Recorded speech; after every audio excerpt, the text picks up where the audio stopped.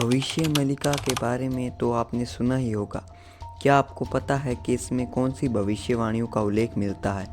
500 वर्ष पहले संत श्री अच्युतानंद दास जी ने अपनी योग शक्ति के बल पर भविष्य मलिका नामक एक किताब लिखी थी, जो आजकल बहुत चर्चा में है। ये ग्रंथ उड़ीसा के जगन्नाथपुरी के मठों, मंदिरों और महंतों के पास अलग अलग रखे हुए हैं, लेकिन अच्युतानंद दास जी ने 318 पुस्तकें भविष्य विषय पर लिखी हैं। इन पुस्तकों को अच्युतानंद मलिका के नाम से भी जाना जाता है। भविष्य मलिका के अनुसार धरती के 3 चरणों से गुजर रही है। पहला कलयुग का अंत होगा, दूसरा महाविनाश और तीसरा आएगा एक नया युग।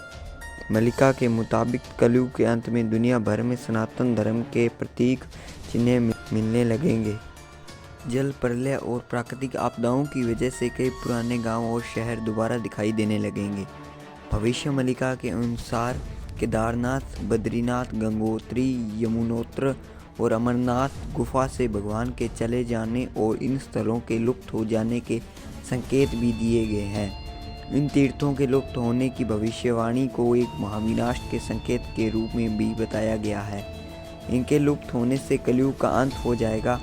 भविष्य मलिका के अनुसार अधर्म के बढ़ने और प्राकृतिक बदलाव के चलते कई देश स्थान लुप्त हो जाएंगे और कई लुप्त होने की स्थिति में पहुंच जाएंगे।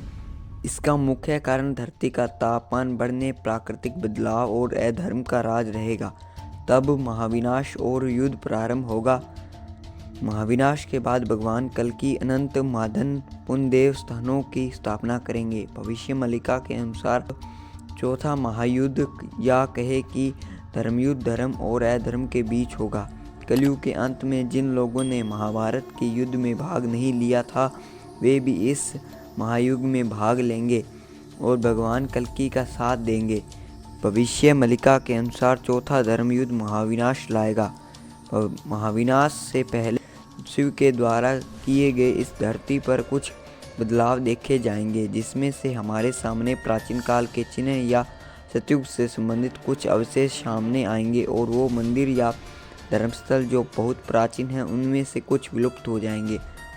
बताया जा रहा है कि महाभारत के युद्ध के समय कई लोग किसी कारणवश इस युद्ध में भाग नहीं ले पाए।